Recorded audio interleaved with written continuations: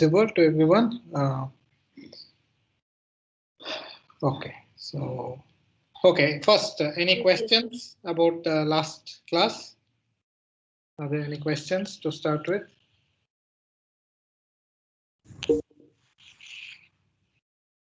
Okay, so then let me continue. We'll take questions later. Uh, yeah, so what is it that we did so far in the course?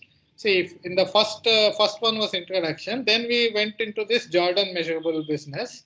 It is anyway not going to be used. So this is for motivation, but it was a very natural one that you try to measure the length of a set by enclosing it in a union of intervals and try to make the sum of the lengths of the intervals as small as you can. That you define as the upper length, and similarly lower length by putting intervals inside your set.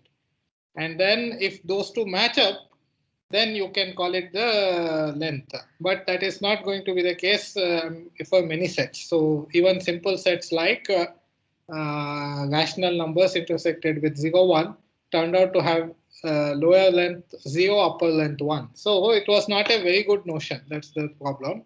So what we did after that was to go on to, and then I also said, why not just take the upper length as our thing? So one of the properties of length that we wanted was monotonicity. A larger set should have at least as large length. And upper, if I just take lambda super hash, that is satisfied.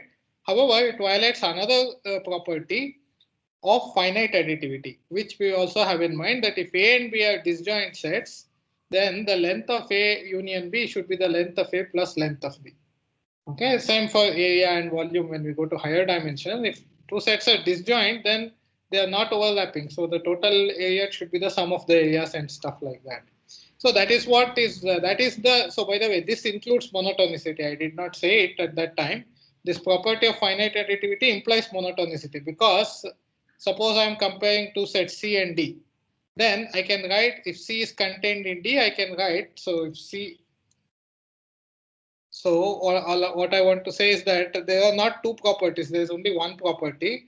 If C is contained in D, I can write D as C disjoint union D minus C. Okay, these notations you should get used to. So this is the set of all X that belong to D but do not belong to C.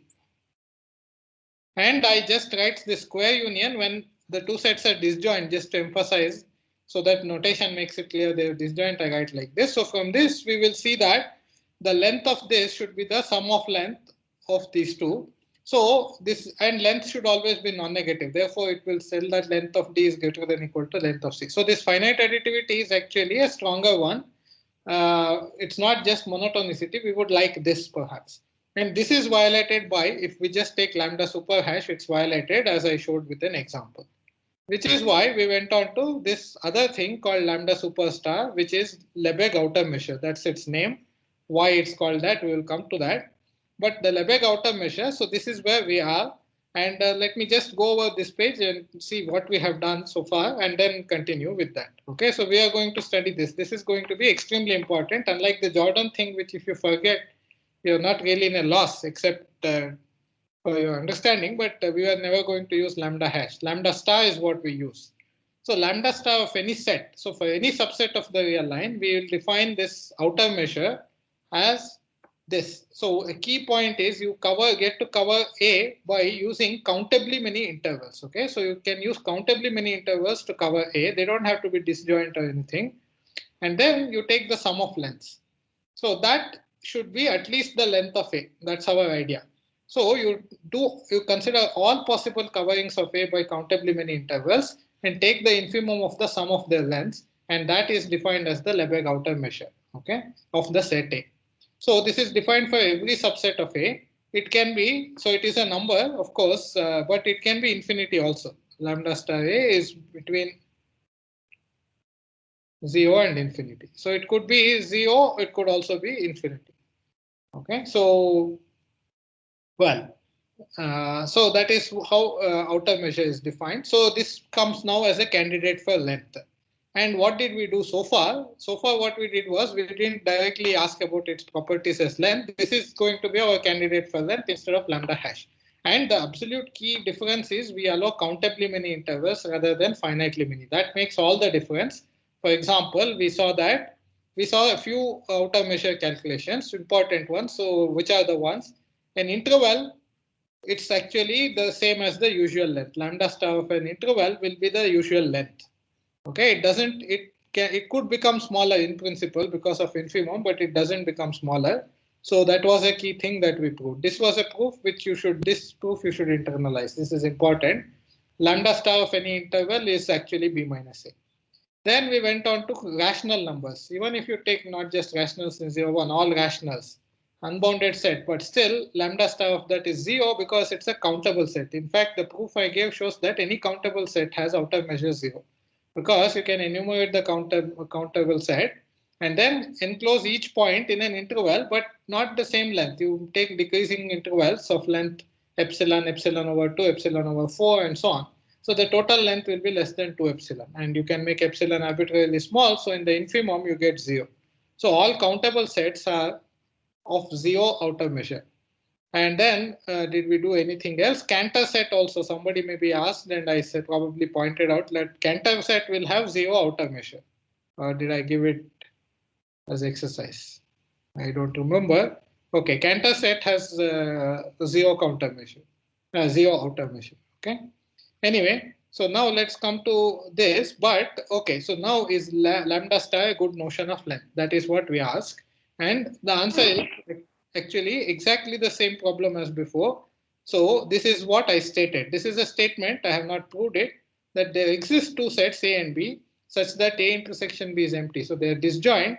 The union is the interval 0, 1. So the length of this we know according to lambda star is 1. Lambda star of an interval is b minus a. So lambda star of 0, 1 is 1.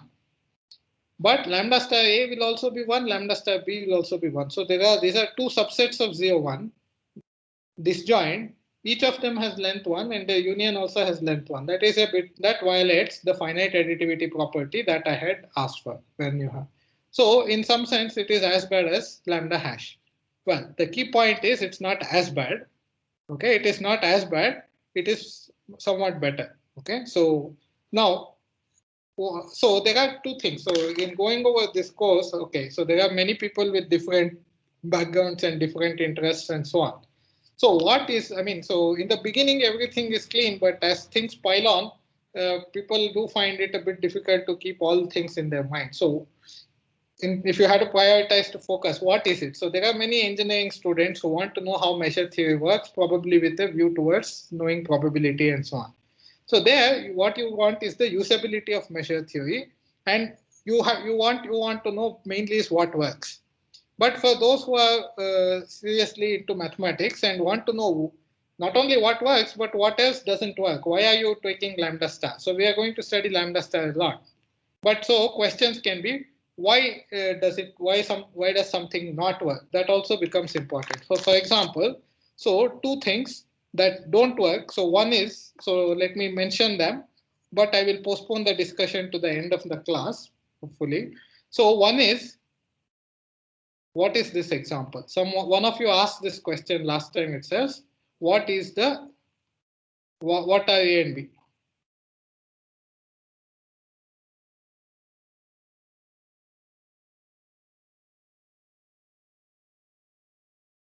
In this example, what are A and B? I didn't tell you, I just said that they exist. But how do I know? Question 2 is, okay, so that is one thing. So that will tell you that lambda star has some shortcomings, right? Okay, have I started recording or not? Hold on. Sorry.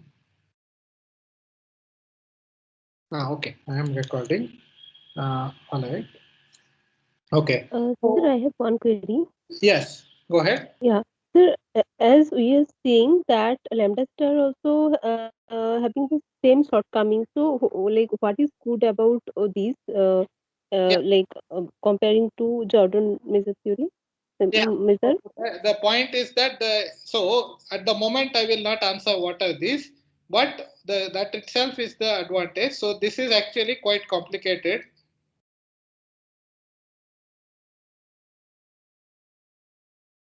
Quite difficult to construct such an example.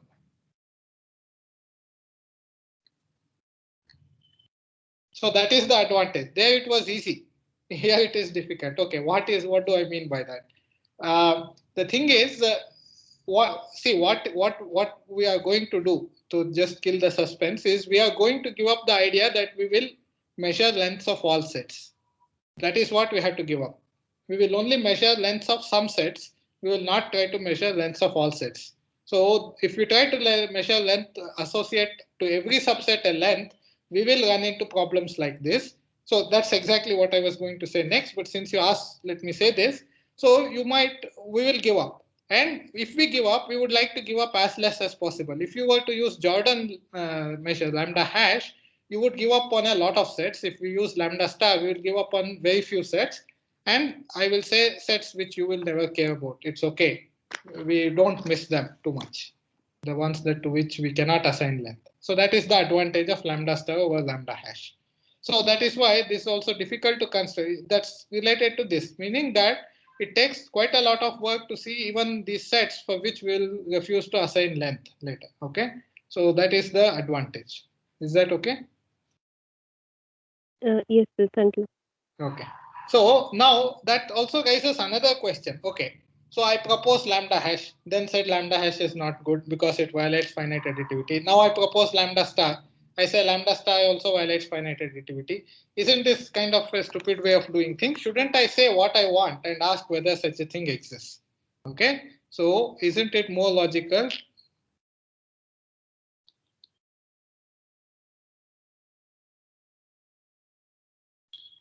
to ask what we want? Instead of proposing something and say that it doesn't work. Okay, so what is it that we want? So let's call it lambda dagger. Okay, so the question here is, so let's take the question, does there exist? Is there lambda hash? What does it do? It takes subsets. So this 2 to the R means collection of subsets of R.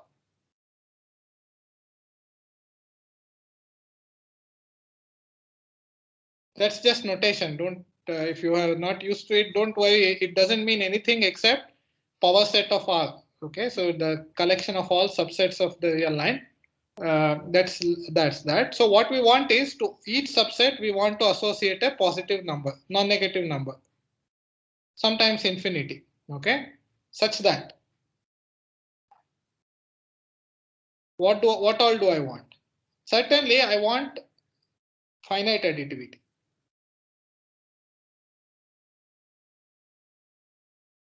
This is one thing I was saying I want.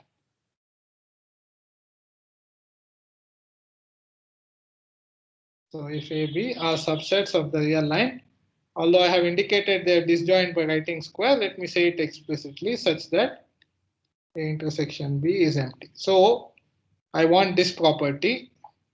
What else do I want? I want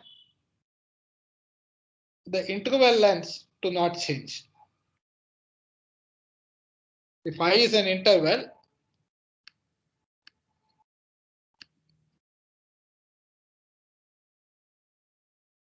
I want it to be the usual length of the interval. So that is, if I is, let's say, closed interval AB, then I already introduced this notation. This is B minus A. So I don't want to change that notion. I want the usual notion of length for sure. Okay, I mean, if you change that, that's a different question. So thirdly, another very desirable property is that I want this length to respect the addition on real line. So which is that I will write A plus X equal to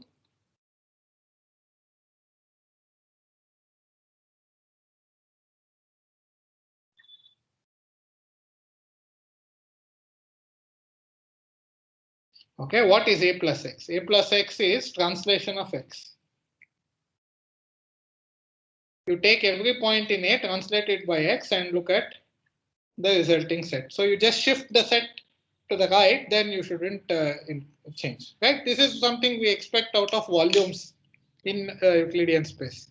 So if you buy an idli at Prakriti, okay, it doesn't exist maybe anymore, but when you take it and they go to the table, it shouldn't shrink by then, right? So it should be the same volume.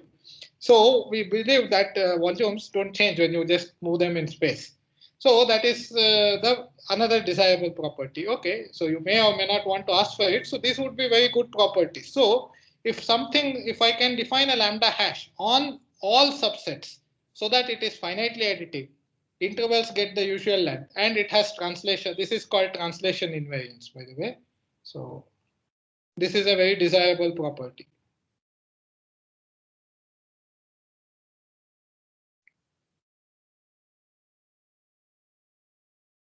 Okay. So this is the big question. Is there such a lambda hash? If that is there, then why bother with lambda dagger, lambda star and all that? I will take this one, right?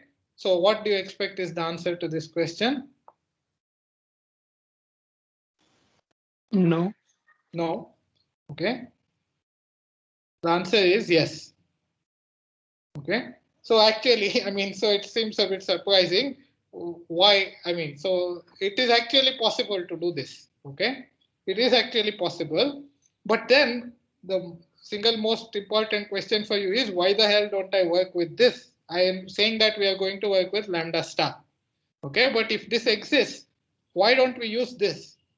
Okay. So I will partially, again, these two questions, 1 and 2, I will postpone to the end of the lecture, hopefully today's lecture itself.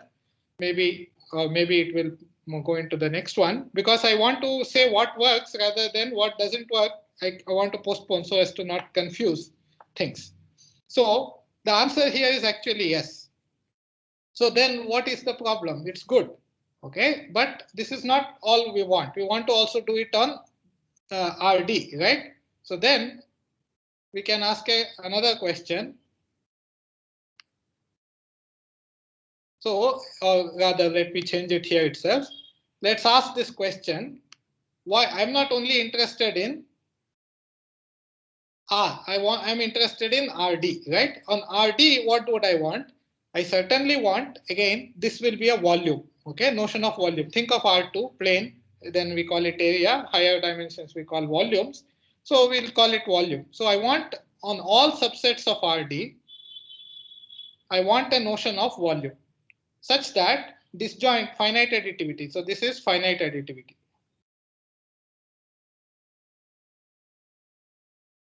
Finite additivity means when two sets are disjoint, the volume of the union is the sum of the volumes. We would like that. We would certainly like that. Now, what are basic sets in higher dimensions? So in higher dimensions, the basic sets would be not intervals, but products of intervals, say rectangles. So if I is A1, B1 cross AD, BD. Okay, so this is a rectangle. So in 2 dimensions, it will look like this. So such a thing, I know what I want the volume to be. I want it to be B1 minus A1 times B2 minus A2, so on up to BD minus AD. The usual notion of volume of rectangle, I'm not willing to compromise on that. Rectangles should get the usual volume. We need finite additivity, and we certainly would like translation invariance. Already I said when we move a body in space, then its volume doesn't change, right? So this should hold for all subsets of RD and for all X in RD. Okay, so is this okay? So this is clear.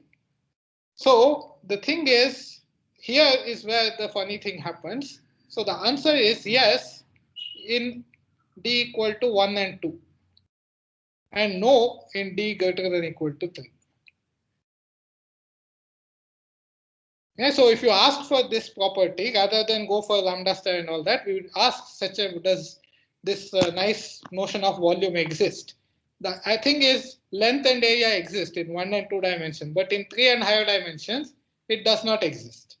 So that is a problem. That is a problem. So that is why we don't go for this. Why not? In 1 and 2 dimensions, we do have this. We could use this in 1 and 2 dimensions, right?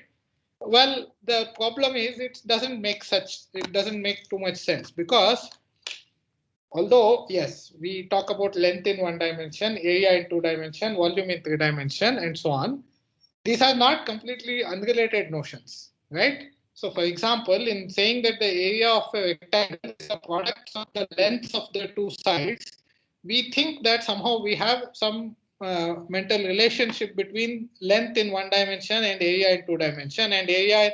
And if I have a body in three dimension, which is of the form A cross, so if I take a body in three dimension, which looks like this, so it has some pyramid-like shape. It has a base, but then it is a vertical pyramid with that base, suppose. Then what I would like the volume of this should be equal to the area of this times the length of this. Okay, if that is L and this is A, this should be A times L, right? So this type of notions we have. So length, volume, area, these are not unrelated notions. So it is, if you go for this, saying that I will stick to D equals 1 and 2, then you're going to be severely limited. Okay. Another way I explain it when I say it in probability class is, what this means is that, so a model for this is when I break, if you drop a, say, let's say you are in your chemistry laboratory, there is some glass rod, you drop it on the floor, it breaks. Where it breaks is random. So that is modeled by this idea of length. So the breaking point, where does it lie? It is modeled by length. So in probability class, I explained the same thing by saying that if you go for this type of notion, you can break one rod, you can break two rods, but you cannot break three or more. Okay, and that is a violation of your constitutionally guaranteed fundamental right to break as many rods as you want. So this is not good. So that is why we don't go for this limited notion of finitely additive thing. We will go for lambda star, even though it is violating finite additivity. Okay. So now I have not explained any of this. Two, I'm not going to fully explain anyway, but I will make some noises about it. One, how this example comes about, I have not explained. We will do that at the end. What I want to go now is for positive things about lambda star. Okay, I want to say what is good about lambda star, and that's what works. Okay, any questions? Yeah, sir. So, of course, you mentioned some problem, but then how is countable additivity solving those problems? No, I did not ever mention countable additivity. So, I mean, in lambda star, the change is that we are doing countable additivity, right? I never said that so far. Okay, no, you probably have read it, but and you are saying it, but I have never uttered countable additivity so far. So, in the lambda star, But you are right. You are right. We will get by. So we are going to make a sacrifice that we will not ask lengths for all sets, and then we will get some reward for it from the heavens. That this lambda star will have something more than finite additivity, which is this countable additivity, which I'll explain. But I have so far not mentioned any countable additivity at all. Okay. Go ahead. Okay. That's fine. Sir? Yes. Sir, in the lambda hash, you said it's d greater than equal to 3 is not valid. Yes. I mean, we cannot find. So, like you said, in like for volume, it is length into the area. Can we do that? I mean, and get. No, that is why all those things will go will become problematic if we take this notion. So this is really many notions. This is lambda hash 1 in one dimension, lambda hash 2 in two dimension. There is no lambda hash 3, lambda dagger 3, sorry, lambda dagger 3. But we would like all this. So this is not a good notion. That's the problem. So all these relationships between lengths and areas and so on will also not persist. So what I was saying is that it is not a good idea to accept this notion of lambda dagger in 1 and 2 dimensions, because we would like all these different volume notions in different dimensions to be related in some way, namely this sort of way. Whereas these lambda daggers don't exist. Whereas what we are going to do will be defined in all dimensions, and there will be good relationships between different dimensions, volume notions in different dimensions, except that it will be limited, that we will not try to define volumes of all subsets. I don't know if I answered your question. Okay, sir. Sarnik, right? So. Yes, I got it. Okay. So now let's put aside all the negativity. Let's go for something positive. Okay. So let's see what is good about lambda star. Okay, so let me quickly recap the definition lambda star because we are going to use it again. So for any subset of the real line, lambda star of A is defined as the infimum of sum of the lengths where this is a countable sequence of intervals.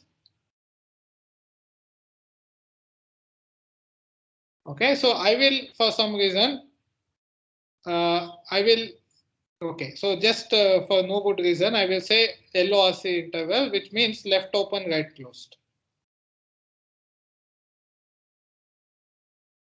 It makes no difference in the definition. Okay, if you want, ignore, if you find that distracting, you ignore it. The only reason I'm telling it is that later it will come out. So I just want to prepare you that this is convenient.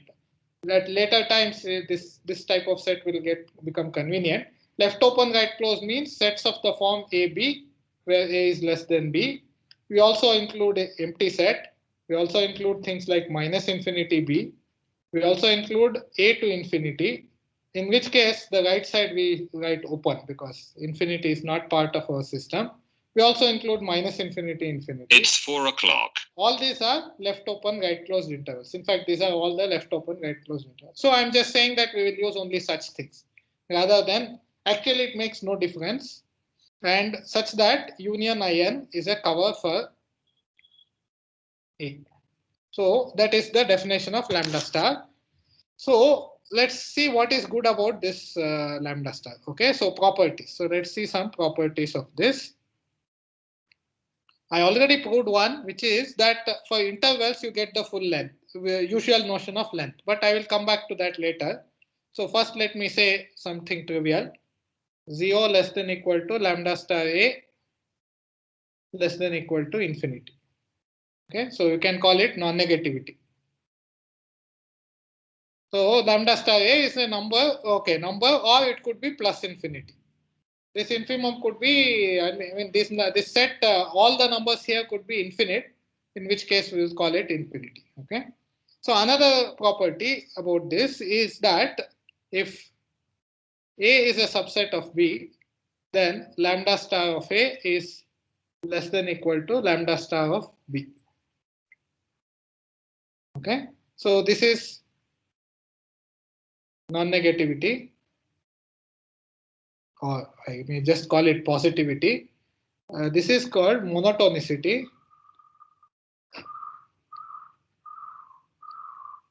And there is one more property, which is that if an, whenever I write n as an index, it will mean n goes from 1, 2, 3, 4, or maybe sometimes 0, 1, 2, 3, 4. It's a countable thing. Okay.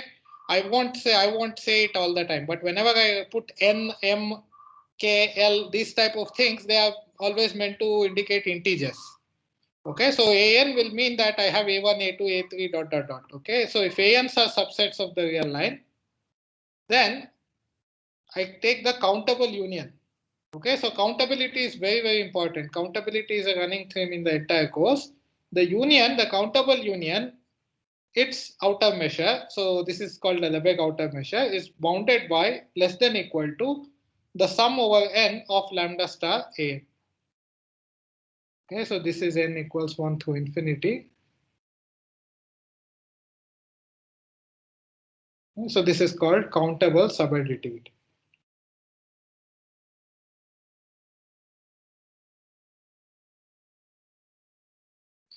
Okay, so why is this? So why are these are three important properties of lambda star? Actually, they're very easy to see. So let us just go over them quickly. Why these properties are true?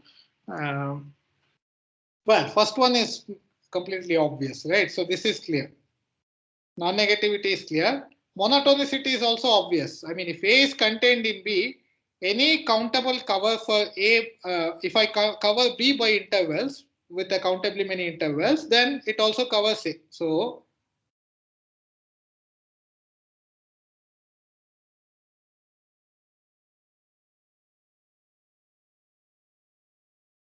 therefore, the sum of these lengths, So for any set, I am taking infimum of a collection of numbers. For B, it is an infimum of a smaller collection of numbers, so it is larger. Okay, so this is also trivial. Monotonicity is trivial. So the third one, well, it requires a little bit of thought. Okay, so how do I show this?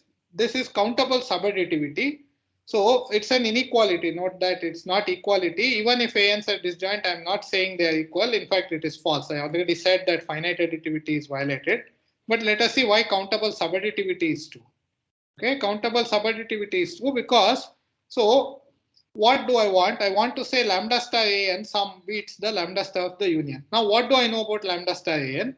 I only know it as infimum. Okay, so find a cover, fix some epsilon. Okay, so fix an epsilon positive and find a cover INJ. Let's call it j greater than equal to 1 for AN. I haven't said, I won't write it, but INJ are supposed to be these left open, right closed intervals. But since this is the lambda star of AN is the infimum of those, I will find a good one which almost attains the infimum. So I will take such that sum over j equals 1 through infinity. This length is at most lambda star of AN plus epsilon over 2 to the n. So you're already probably getting used to this trick. If I do an epsilon, I will be in trouble. Okay, I will see that. I want to make this better and better with increasing n. So then, anyway, so for each n, so this is for each n.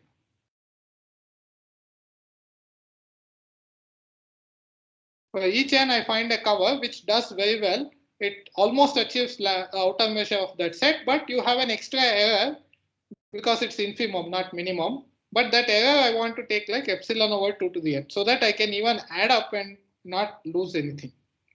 So then the point is, if I look at I and j, all these things, j greater than equal to 1, n greater than equal to 1.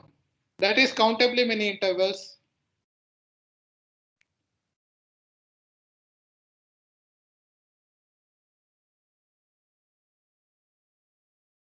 I assume everyone has seen countability and countability well. I mean, that's completely assumed here in this course. Countable union of countable sets is countable. So this is a countable collection of intervals. And of course, the union, if I take some union over n and j, I and j, that covers union an. Okay, because I union over j, I and j will cover an. So this, let us call this set A. A is just the union of ANs. So this gives me a union. So therefore, lambda star of A is less than equal to, this is just one possible cover. I don't know whether it's a good cover for A or not, but it is one possible cover. So it is part of this infimum business. So lambda star A is less than equal to sum over n and j running from 1 to infinity of the sum of lengths. Now it is part of very basic real analysis class that you have done. There is a very small point here that when we have infinite sums of non-negative numbers, you can do them in any way you like. You can write it as sum over n equals 1 through infinity and then sum over j. I mean, first sum over j and then sum over n. Which way you do it, which order you do it, doesn't matter. So these are non-negative numbers. So this facts I'm from basic analysis, I'm assuming. So this will be less than equal to sum over n equals 1 through infinity. This quantity was chosen so that this sum is at most lambda star of an plus epsilon over 2 to the power n. And when I sum it, so this is just lambda star of an, the sum. And when I sum epsilon over 2 to the n, I just get an epsilon outside. So we see that lambda star A is bounded by this number plus epsilon. True for all epsilon positive implies lambda star of A is less than equal to summation lambda star of A.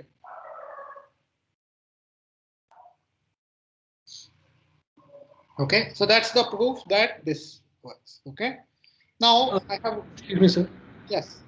So in the monotonicity condition, if we have A is a proper subset of B Do we immediately get lambda star of A is less than lambda star of B?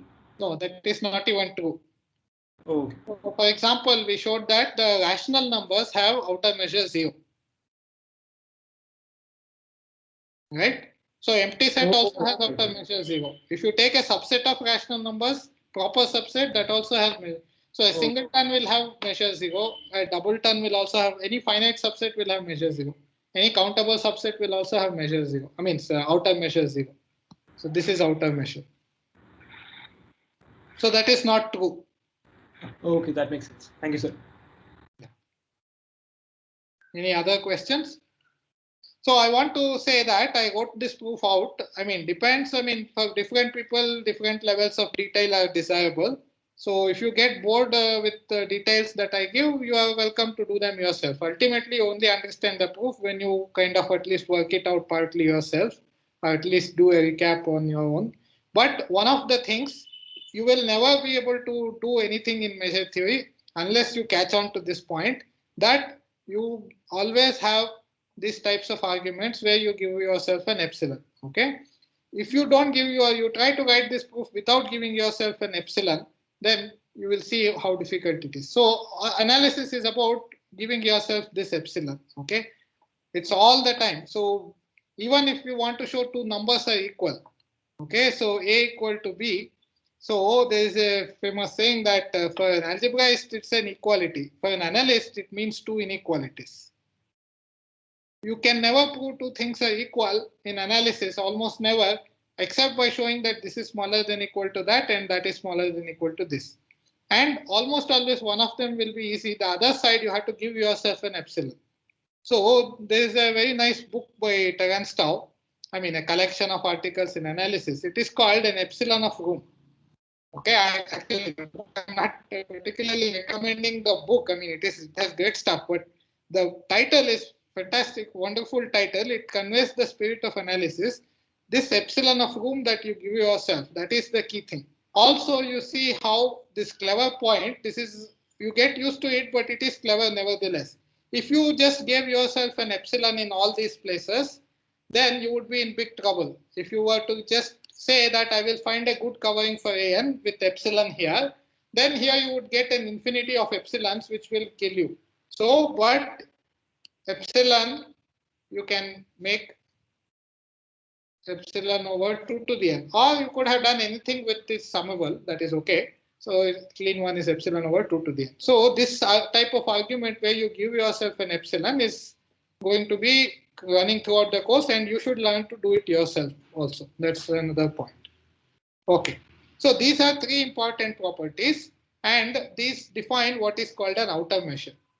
Okay. I will later define a general notion of outer measure, but I may verbally let me tell you, you think of any, not necessarily real numbers. You take any set, and for every subset of that set, I give a positive number. So I go to a very general situation where I have a set X. So if lambda star is a function from the subsets of some set X to 0 infinity, infinity included, satisfying 1, 2, 3. Nothing here uses real numbers, you see. So it should be non-negative. So that's already said here. And monotonicity and countable subadditivity. All this makes sense in general subsets of any set X. So if such a thing is there, it's called an outer measure.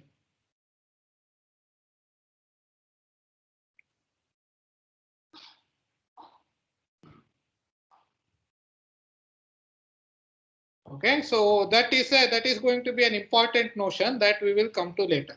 For now, we are sticking to real line. I will come to this more general notion in a couple of lectures. Okay. Okay, so what else is good about this? But we already saw, so bad on the bad side.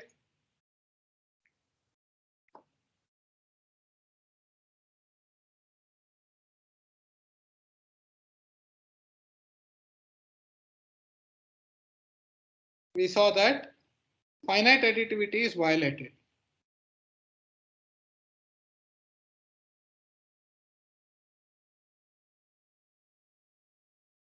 Okay, that is the bad side. So I have written it in a different color. Or we saw means I didn't give you example. I just asserted, okay, that it is violated. But it's not so bad as I will show now. Okay, it is not so bad for two reasons. One, that example is hard to find. And two is the following property. This is an extra property that sometimes finite additivity does hold. Okay, so if I take two subsets of R such that distance between them is positive. Okay, what is distance between them? By definition, it is the infimum of the distance between any 2 points, one in A and one in B. If A and B are closed sets, you would be able to find them. Actually, it will be a minimum, but otherwise in general it's infimum. So it is the infimum of the distance between D is the usual distance, okay? Distance between X and Y is the usual distance here.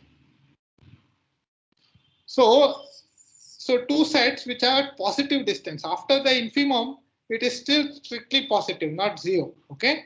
So then I say,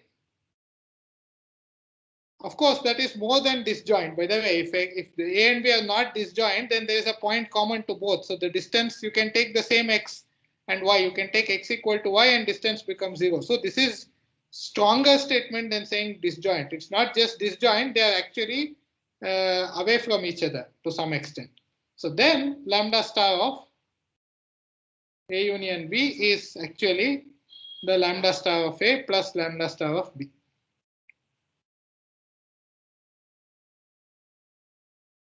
Okay, so this is an interesting property, very interesting property, which was very helpful actually.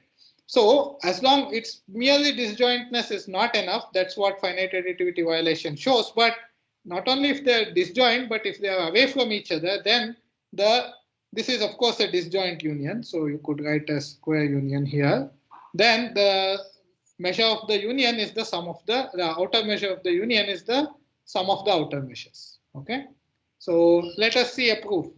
It's important because knowing this also helps in finding this counterexample, or at least trying not to find certain types of counterexamples. Now you know where you shouldn't look for counterexamples. Okay, your counterexamples will have to be, this kind of tells you why counterexamples will be complicated. Those two sets that you find as counterexample to finite additivity are not going to be separated from each other. They are going to be very tightly enmeshed with each other. Okay, so that's one of the models we learn from this. But nevertheless, let's see a proof of this. What is the reason for this? Well, the idea is somehow to kind of reverse the subadditivity, right? So subadditivity already tells you that this is less than equal to, okay? So lambda star of A union B, why am I writing there? Let me write it down here where I'm writing the proof. Okay, so let's write the proof. The point to see is what is the thing that we need to show. As I said just a moment ago, equality in analysis means two inequalities.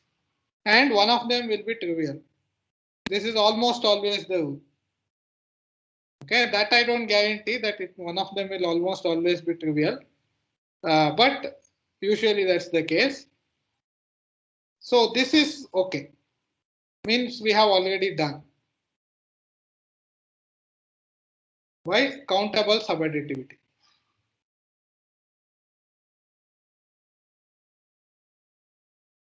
Right? Because where is countably many? Okay, I take here I have ANs, right? A1 is A, A2 is B, A3 onwards are empty set. So then this is A union B. And this side, lambda star of empty set is 0. So I only get first two numbers, lambda star of A and lambda star of B. So by countable subadditivity, this is true. So what remains is to show the other side inequality.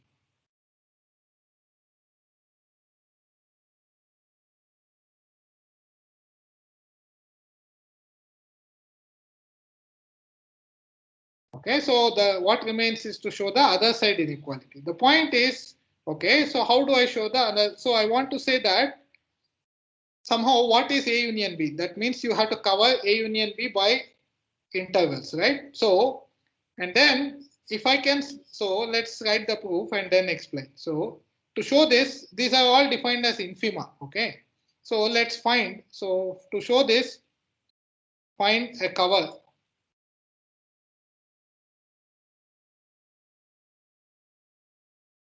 IN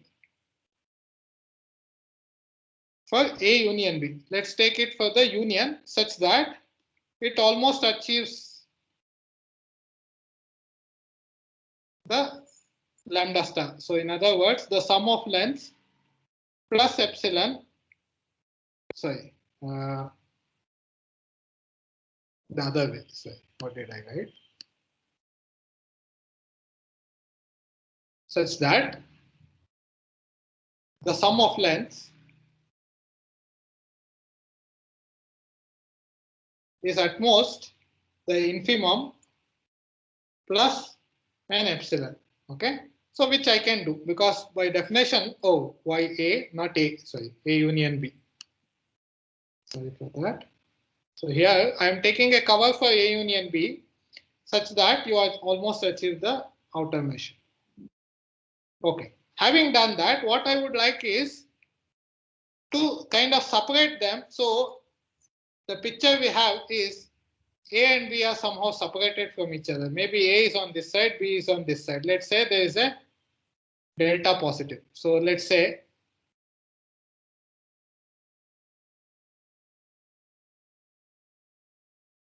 be bigger than some number. So if it's positive, there is some number delta positive so that it's bigger than that.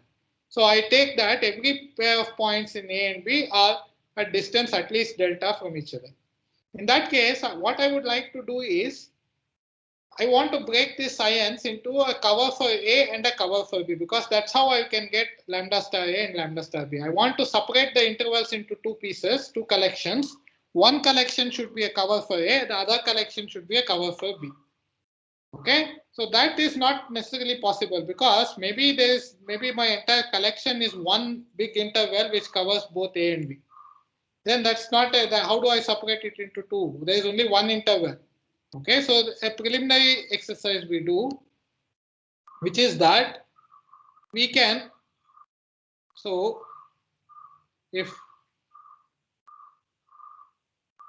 IN is some A to B, we can break it into A to A plus delta, A plus, so delta is this one, by the way, the same delta, okay, A plus delta to A plus 2 delta, and so on. Finally, so after some number of steps, some A plus n delta into 2 A plus n plus third and B.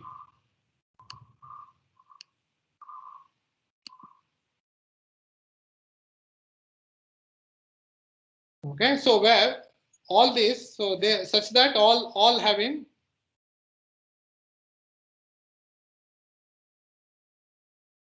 length less than equal to delta. Okay, all these have length delta, the last one may be less. So if I am using any long interval here, I am saying that take any interval here. If it's already length less than delta, don't worry. Okay, what I want to do is I want to replace these ions by intervals of length delta or less. The way I do is easy. If it is already less than delta, I leave it as it is. Otherwise, I break it into delta length intervals, and there may be one piece left over which is even smaller. That's okay with me. So this is finitely many such pieces. Okay, so do it for each n. Do it for each n. So what I do get is, so there I get a collection. So we get, I'll just call them Ji. Okay, so these are other intervals such that each Ji is less than equal to delta, and union Ji is same as union In, which contains A union B. Okay, see these intervals, if I take the union, I get back AB. So I do it for each IN. So I break, so all these, so from one IN I get a bunch of finite many. From I1 I get some, from I2 I get some. All that collection together is this JIs. Okay, so JI is I greater than equal to 1. So countable collection of intervals such that the union is the same as the union of IN. So it will be a cover for A union B. And if you add the lengths of this, you get the length of IN, right? And so the sum of lengths of Ji is exactly the same as sum of lengths of In, which is less than equal to lambda star of A union B plus epsilon. Okay, so all I did was I replaced INs by intervals, each of them having length less than equal to delta. Okay, so now I can break it. So since the intervals, component intervals Ji's, these cover A union B, they have length less than equal to delta. You take J1 is an interval of length at most delta. So either it will touch this part of the set or that part of the set. It cannot touch A as well as B because that would need a bridge of length more than at least delta. Therefore, each Ji intersects at most one of A and B. Okay, it cannot intersect both. Therefore, yes. Is that sigma length of Ji is equal to sigma length of INs, or is it less than equal to? Yeah, it's in fact the way I did it, it's actually equal to. Yeah. But okay, so no problem. You can write less than equal to. So it is the same length. It's actually equal to the way I have written. But if I were to just make this also delta length, I would write less than equal to. It doesn't matter. Let me write less than equal to. Okay. So I get by delta length intervals, I get a cover which does also achieves the infimum almost up to an epsilon. Now each Ji intersects at most one of A and B. So I break it into two collections.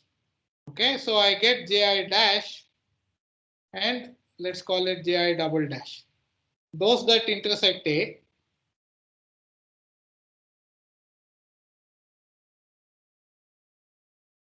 and those that intersect B.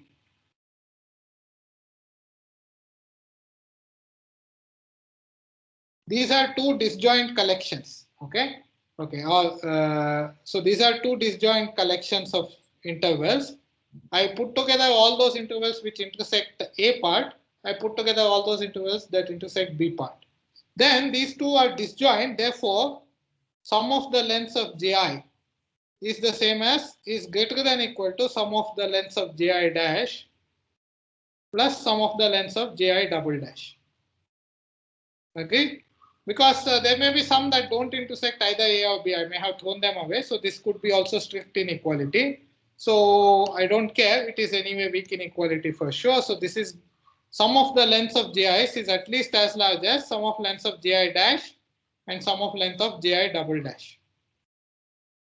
Okay, and this we know is at most lambda star of A union B plus epsilon.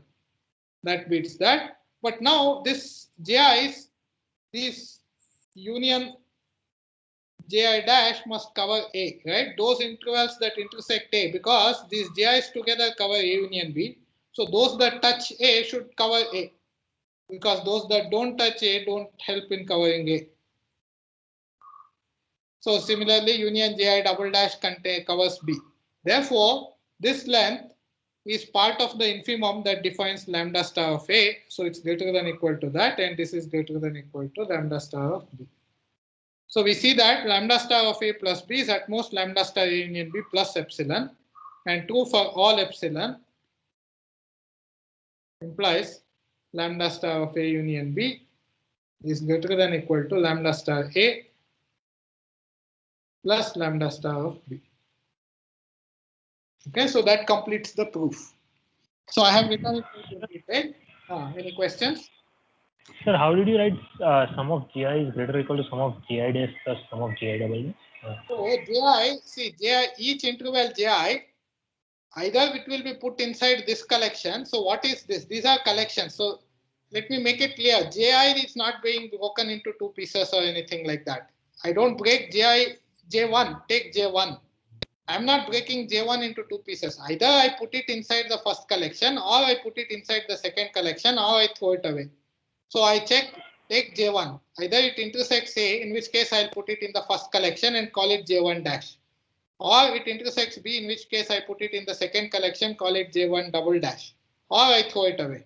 Then I go to J2. If it intersects this, then I'll put it there and so on. So These are disjoint because these are no interval, no Ji intersects both A and B. Therefore, these are disjoint. That's why this sum of lengths is at least this plus this, right?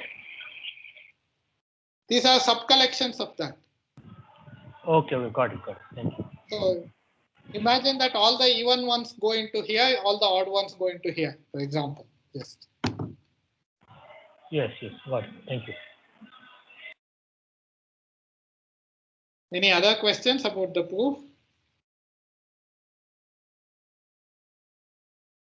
So this point is, it tells you why this separation is needed to be able to do this. Without the separation, we won't be able to separate them into collections like this. That's the problem. Okay, that's the problem. So anyway, this is a very nice property. So this is called metric property of outer measure. So we'll again say it in generality later. It is called metric property of outer measure. So metric property means because I bring a metric in it, I bring the notion of distance here. Till now I didn't use the notion of distance. Here the distance is being brought in. That's why I call it a metric property. No, not I, it's the general terminology. Okay. So it has these good properties. So although it fails to be finitely additive, it sometimes is finitely additive. That's a good thing. Okay. And in general, it is countably even subadditive. At least one way inequality is always true, countably subadditive. So this tells that lambda star is not entirely bad. Okay. So what are we going to do with it? But nevertheless, the finite additivity violation cannot be denied. So we have to do something. So the way out, and this I said before, now I say it again, what we will abandon is the idea that every set should be assigned length. We will just abandon that notion, only assign length to a collection of subsets. Sir, so far we have shown it only for the AB, which are subset of R. I mean, we have not shown it for RD, right? Oh, RD will be very similar. I'll come to that. So there will be no big difference in RD, but I will do it for R. It's also not a bad thing to repeat some of these arguments. So I will do it for R, and then I will do it in some abstract generality, which will include RD also. Okay. Thank you. I will do that. But there will be, don't worry about RD. That will be completely not a problem. Okay, there will be no extra subtlety, in fact, in RD. So, yeah. Sure. Any other questions? So the point made. I have a. Yes. Yeah. So now you're saying that we will consider some, like we will only consider some special sets for which we will assign length. Yes. But earlier you had written that in the question that you had answered, is there a certain way to assign length to every subset? You had mentioned that the answer was yes. Yes. So, but I said why I don't like it still, because that works only in 1 and 2 dimensions. When I go to higher dimensions, it won't work. Whereas what we are going to do will work in all dimensions. Okay. Which is why that answer, although good in 1 dimension, is not good, not something we like. Okay. Yeah. Okay. Yes. Okay. So anything else?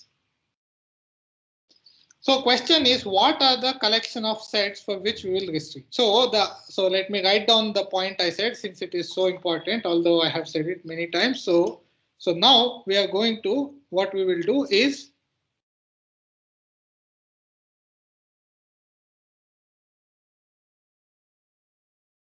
we shall restrict the class of sets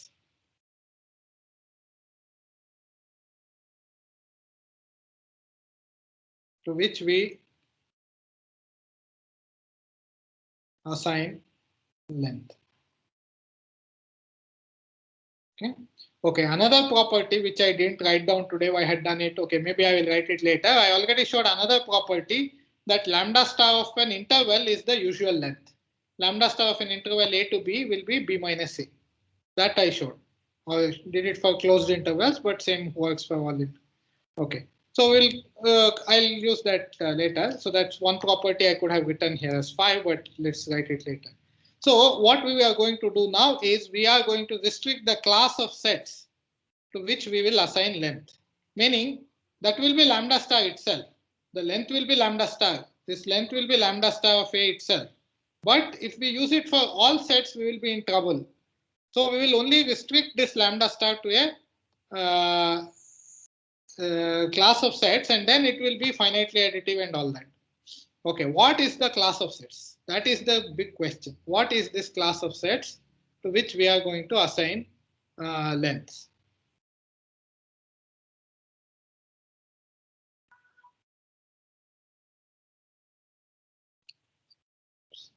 So this one is a absolutely bizarre, brilliant definition that comes now. Okay, so the class of sets to which we are going to define, how are we going to say which ones? Okay, so the point is, here is a definition due to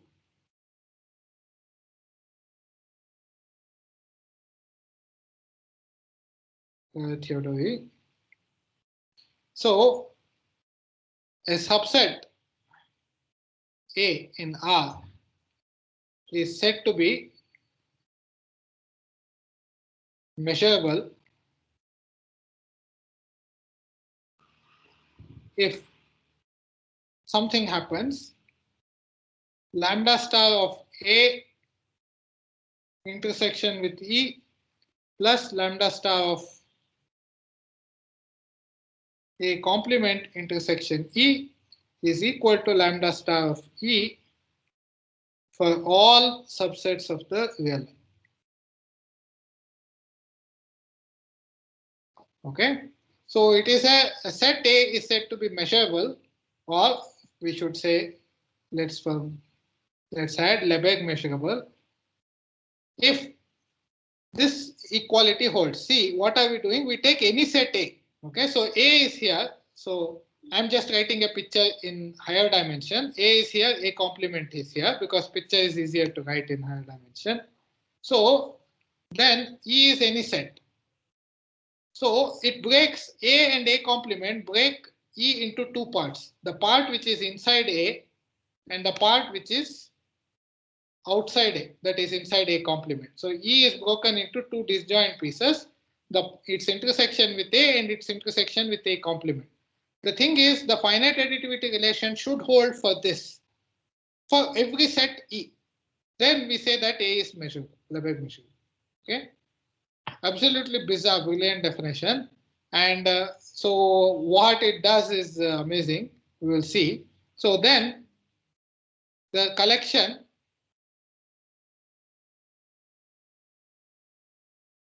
of all measurable subsets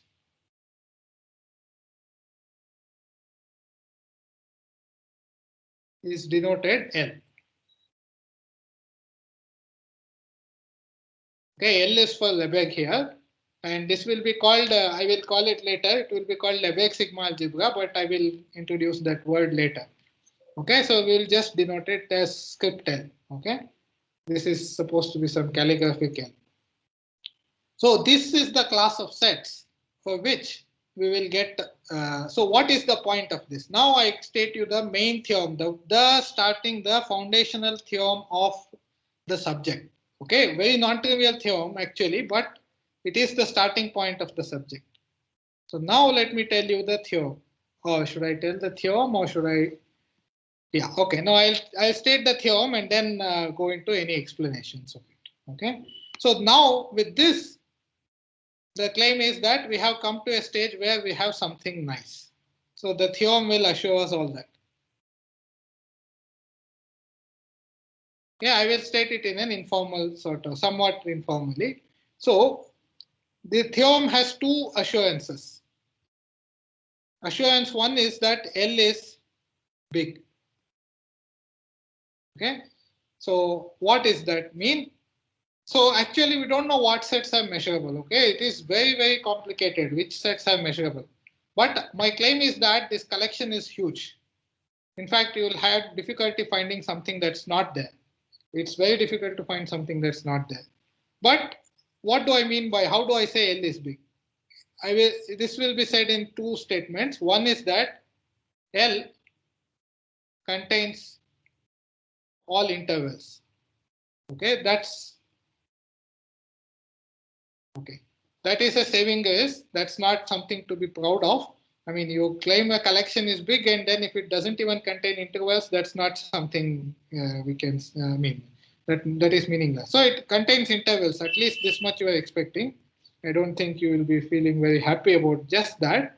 Well, it should contain all intervals. Certainly, we want intervals to have length.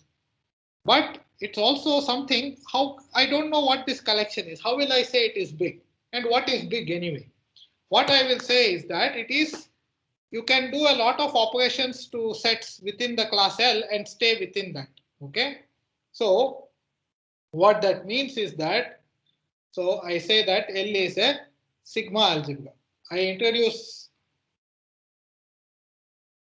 a term here, which I will again define later, but it is one of the fundamental objects of measure theory. So I am defining it here. What this means is that empty set and whole set belong to L. Okay, so let me write what are the properties. Let me write it in a way that it will be very general. So what is the meaning of sigma algebra? The empty set should be in this collection.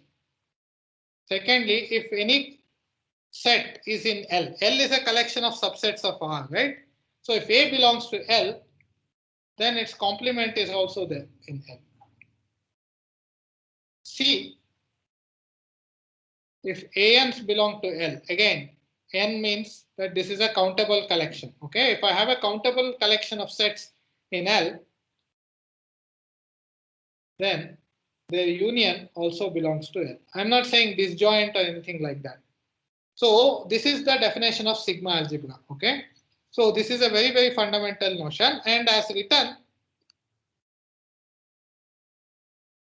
the way I have written here, this works in any set, actually not R. Okay, you take a collection L of subsets of some set X. Okay, you consider the collection of sets subsets of some set X. It is said the collection is said to be a sigma algebra if it contains the empty set closed under complements and countable unions. Okay, so in that sense it is big. So it contains intervals. So it will contain complements of intervals, and it will contain unions of complements. Then you can further take complements, because of both unions and complements are there, intersections will also be there. Countable intersection AN can be written as union of AN complement, whole complement, like that, right? So that sort of thing. So countable intersections will be there. So you can take intersections of sets and so on. So you can get lots and lots of sets. So these two together tell that L is big. That is one. That is the first part of the theorem. The second part of the theorem, that the informal statement is lambda star when restricted to L is good. Is a measure. Okay, so this is the second very important notion that I am going to introduce now.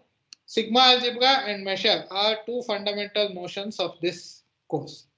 Okay, what is measure? It says that if AN belong to L, are pairwise disjoint.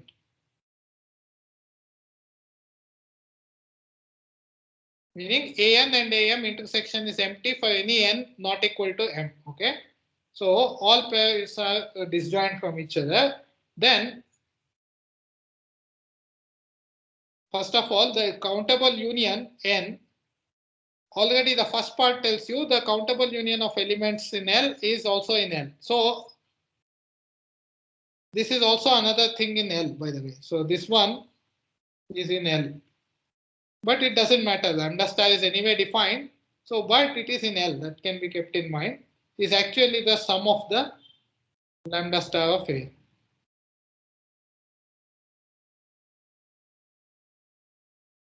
Okay, so we get not only this measure, you have this countable additivity. Okay, so this property is called countable additivity.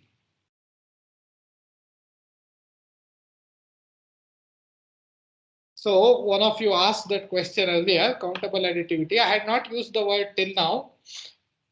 Not only is it finitely additive, it's for sure empty set is in L, so this also works for A union B. Lambda star A union B will be lambda star A plus lambda star B if A and B are two elements of L which are pairwise disjoint. That's also true, but much more is true. It is even countably additive. So this is the extra bit that you get as a gift for making the sacrifice that you are allowing yourself to restrict your notion of length to only some collection of sets L, not all sets, but that collection is big. So this is the main theorem of measure theory. This is the key theorem from which we can start the subject. Okay. So this is, I will again define sigma algebra and measure again, just for in general, but these are the main properties. Okay. Any questions about this? This is the theorem we want to prove next, and then we will have yeah. So that will be the that will give us the notion of length. So in other words, so to the elements of L, so okay. So after all this, so we write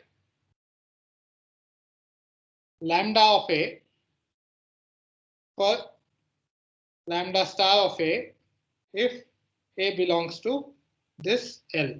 This collection L, if that is there, then we will drop the star because this is particularly nice. This is the length. Lambda star was called outer measure. Lambda is actually a measure. Okay, it is a nice one. It doesn't have countable subadditivity only. It also has this countable additivity property for disjoint sets. So that is the key thing. And then this lambda will be called Lebesgue measure. So this lambda, which is a function from L to 0 infinity, is called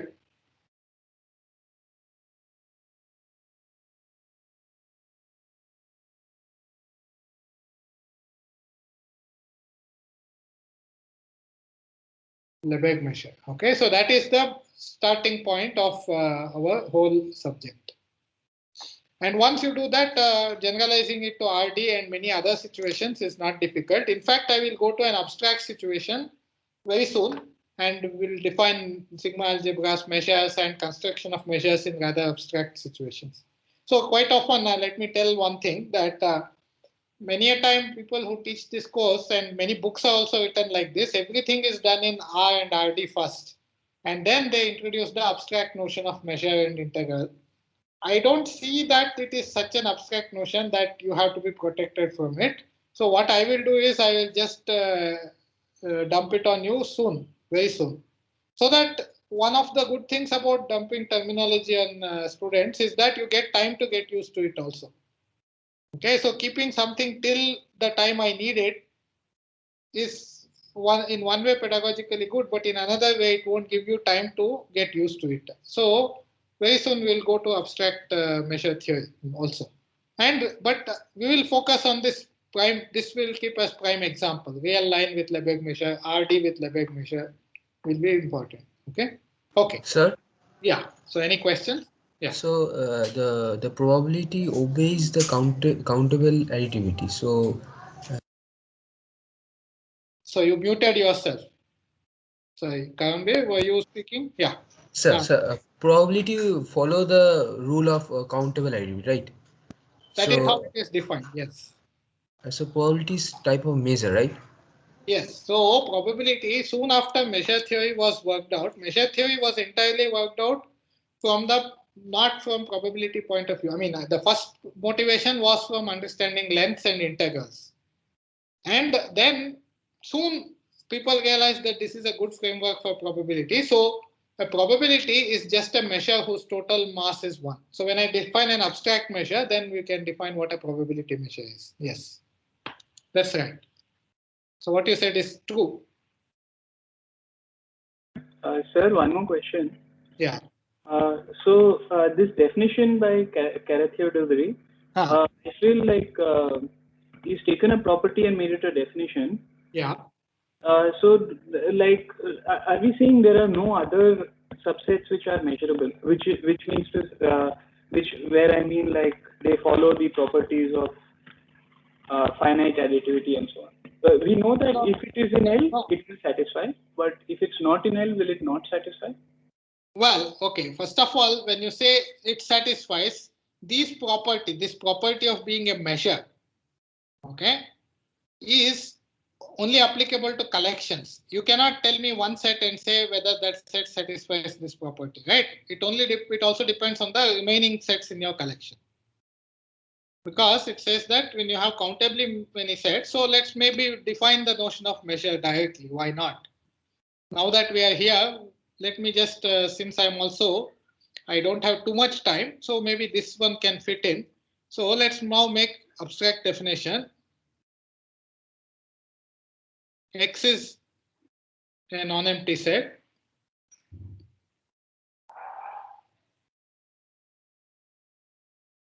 Okay. And F is so it just means a collection of subsets of X.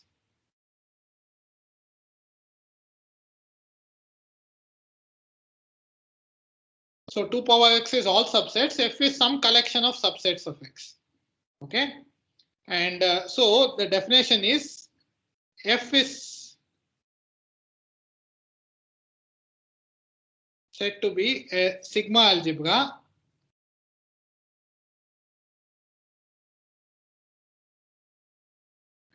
if the same properties. It contains the empty set, and if A belongs to F, then A complement belongs to F, and C, if ANs belong to F, for n equals 1, 2, 3, so on, then union AN is another subset of X that also is in F. So F is closed under these operations, complements and countable unions. That is what a sigma algebra is. Okay, so that is definition 1. So then once you have that, so that is a sigma algebra, and then X comma F is then called a measurable space.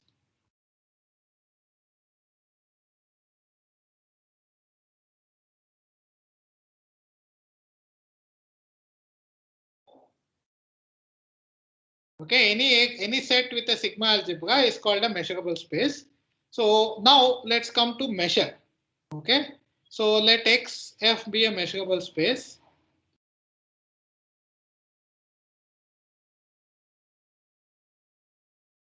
Meaning X is some set and F is a sigma algebra of subsets of X.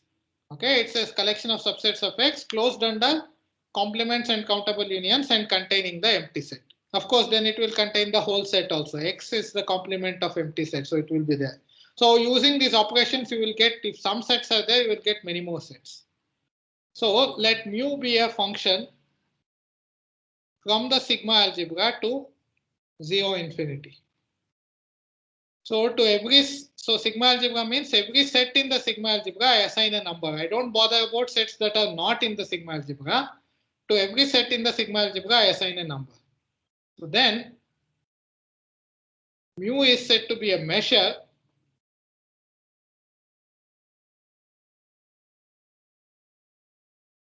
if it has the countable additivity property.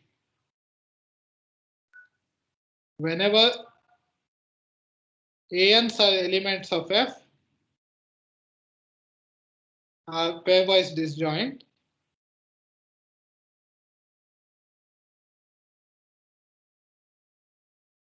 then now here it is important that union AN belongs to F, right? That is important because F is sigma algebra.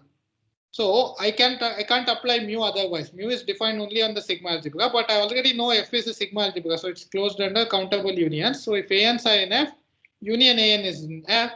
But when they are pairwise disjoint, it should also satisfy the property that this is actually the sum of mu of AN.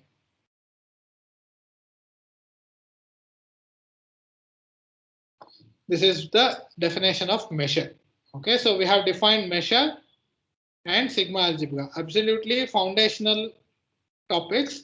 So a measure, so it allows very, very general notions of length and volume. We started by saying, so one of them is this notion of length. This lambda here is a measure on the sigma algebra. So L is a sigma algebra on which lambda is a measure. But there are many other measures one will look at, and we have many measures. Yes. So anyway, so to come back to your question, so to talk about whether, so you can have different sigma algebras and measures on it. Okay. So for the notion of length, we would like a large collection of subsets of the real line. Ideally, we would have liked the power set of R, but the power set of R is problematic. That means trying to define length for everything. That's problematic. But if we restrict to L, we get not only finite additivity, but also countable additivity. Okay. Okay. So that was a longish answer, but I just defined the notions of measure and sigma algebra, which will run throughout the course. Any other questions? Okay. So what I was asking was, are there any sets outside of L? Yeah. Also satisfy countable additivity? No, that's why I said countable additivity is for a collection of sets. Yes. So I can try rephrasing that. Like, can we have an L dash that's bigger than L for which all of this is fine? Okay. So that's the okay. So you want to add more things to L such that countable additivity still holds. It is possible. It is possible. Yeah, that is possible. Yes. But yeah. I guess we have to first see why this measurable definition. Yeah, so there are several things which I owe you. So we are close to the end of class. So all the things I said I will do, I have not yet come to. So maybe I will indicate something. So what remains? So the things on the previous page, they remain. But before that also, this one will come to. So next lecture, I will actually prove Carathéodory's theorem. And this absolutely non-intuitive definition. Why on earth did somebody define like this? It's bizarre. Okay. Oh, okay. By the way, yeah. So that is the thing. But there is also this notion of earlier questions. So what is this this lambda dagger? It exists on R but not in R3. R and R2 it exists but doesn't exist in R3. And then there was this question of why are there these sets A and B satisfying this? Okay. So maybe let me come here and say a little bit.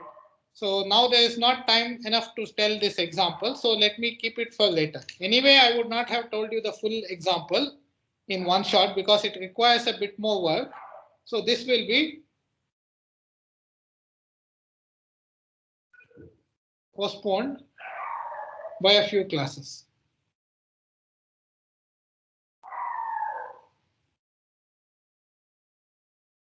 Okay, postponed by a few classes. So let me just remark on this second point.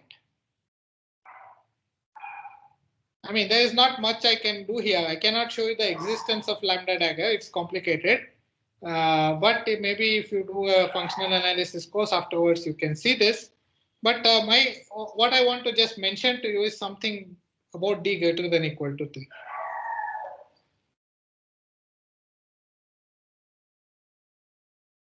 Something fun. Okay. So is it clear? Okay. What I owe you many things. So next lecture we will just move forward in the positive direction.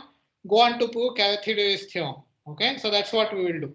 But now in the remaining few minutes, what I want to tell you is a little bit about this d greater than equal to 3, where I said it doesn't exist. Why does it not exist? That comes from something, a very bizarre thing. Okay, so let me tell you this fact. So here is a fact. Okay, so you take the unit ball. So let's call it C.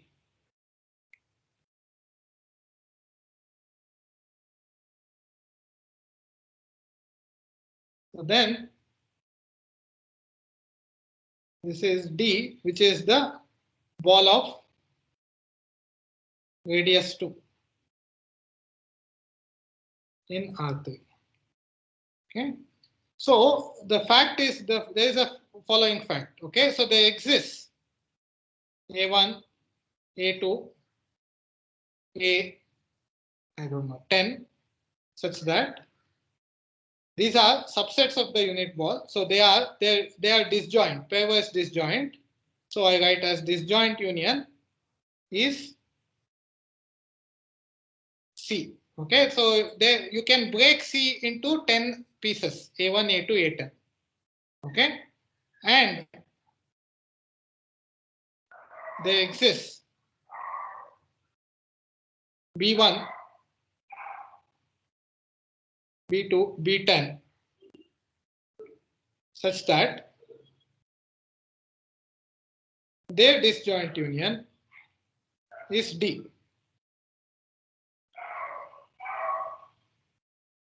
Okay, and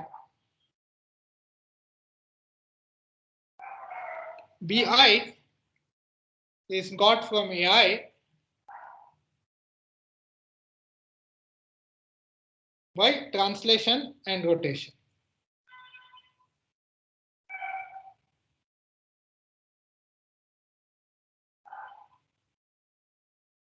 Okay, so BI is got from AI by translation and rotation. So what I'm saying is you can break C into 10 pieces. And you can translate these pieces, no squeezing, no expanding. You translate these pieces. And they become, A1 becomes B1, A2 becomes B2, A3 becomes B3, and A10 becomes B10. And their union is the solid ball of twice the radius. Okay, so this is a fact. This can be done. This is absolutely bizarre if you have never seen it before. It's 5 o'clock. If you have never seen it, then this is unbelievable. How is this possible? So you take a solid ball in 3 dimensions, break it into 10 pieces, not infinitely many. Infinitely many one can understand. 10 pieces. Just you are moving these pieces by translation and rotation, and they become different pieces whose union actually that they form the solid ball of double the radius. So you can take an orange, break it into finitely many pieces, rearrange them, and it becomes as big as the sun. So that is how it is stated in some popular books. But how is that possible? It's possible actually. This is possible. But this, what this shows, so this looks like a paradox. So this is called Banach-Tarski paradox. It's not a paradox. It's just called that. There cannot be any paradox in mathematics. So it is not a paradox. So what this shows is, what this implies is, there does not exist any finitely additive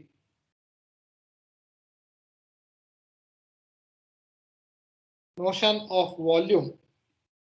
Okay, let's say why is it a paradox? Okay, so let's, rather than say what it says, let's say why does it look like a paradox? Well, you will say that, so the paradox part, sorry, I'm just over time, but I'll take only 2 minutes, okay? So the paradox part comes because we think of volume A1 plus volume A10, we think it is volume of C. Because they are disjoint and so on. We also want volume of B1 plus volume of Bn, B10 is volume of D because BIs constitute D and they are disjoint, right? But we also expect volume A1 is volume B1 because you are just translating and rotating. You are not squishing, expanding, squeezing. So they should be equal, but these are not equal. So that is the paradox. If this was all correct, there would be an actual paradox, volume C equal to volume D, whereas they are not equal. One is 8 times the other. So, but the reason this is not a paradox is, so that is what? So what is the positive? This is a fact, and what it shows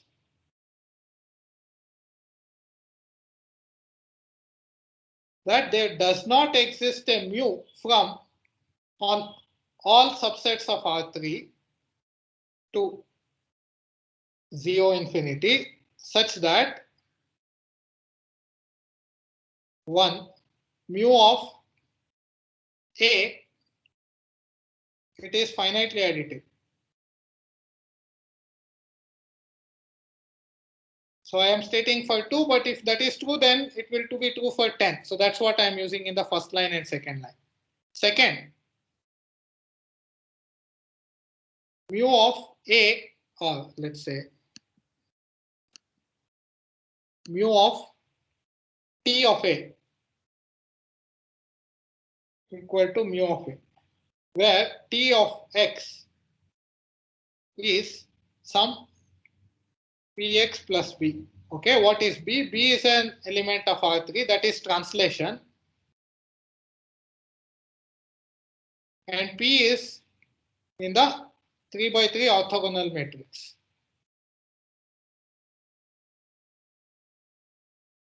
So that is rotation. Okay, it can also include reflection, but let's just call it rotation. So this is the type of thing. So for any such, this is translation plus rotation, it preserves volumes. So there cannot be any such thing, because instead of wall, I could use that mu to get a contradiction. So this fact shows that there is no such mu. That's what is said here, that there does not exist a lambda dagger. When I got RD, I should also have added rotation invariance. Okay. So this, from this fact, that follows. Okay. Sorry, I went over time, but I will stop now. Yeah. So, and yeah, people can leave, and if there are any questions, I'm happy to take them. Sir, in the class notebook section, I can, in the OneNote thing, I can only see the first lecture, nothing after that. Oh, is it? That's true for me. I don't know if that's true for other people. Can other people try? And yeah, that's true for me as well. I wanted to ask that. Okay, so maybe I have to do it every time. Is it every time after class I have to upload? I thought this is a OneNote which exists in my OneDrive, and I linked it in some way, but maybe it doesn't link the updates automatically. Okay, I will look into this. If I don't do, and if by tomorrow you don't see the updated one, please email me. I will do that. Okay. So is the tutorial part settled, by the way? Tutorials. Before that, if there are any math questions, people can ask that. But so, sir, is this one of the reason that motivated to subadditivity property of measure? Which one? Which is one of the? Because right now you just showed this example where this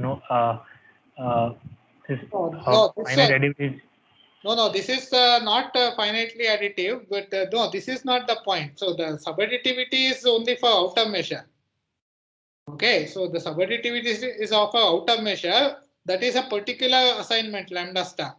This is saying that there does not exist any additive way of specifying volumes.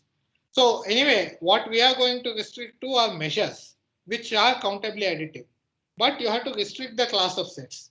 So the moral of all this is we have to restrict the class of sets. Then we get something more than we were asking for. Nobody would have asked for countable additivity to start with. It is not intuitive, and why should we ask for it? But we get it. Okay, so we would have asked for finite additivity of volume, but we got countable additivity actually if you restrict to sigma algebras. So so that is the fact. So don't worry too much about this particular one. This is about the issue of not being able to define this lambda dagger in R3.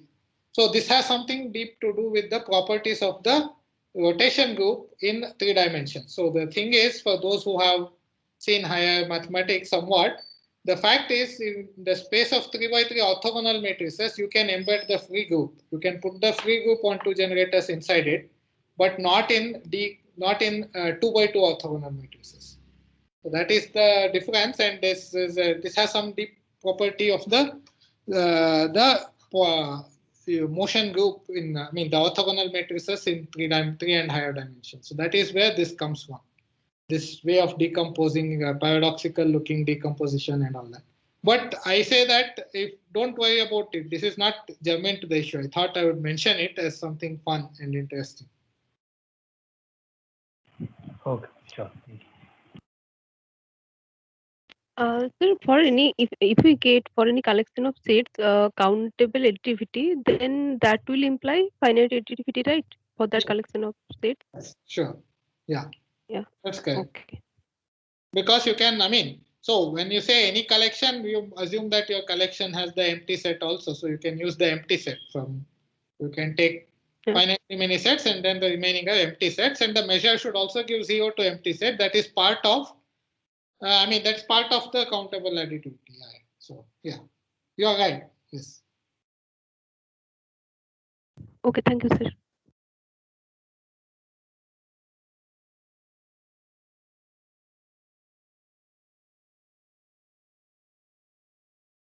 Any other questions?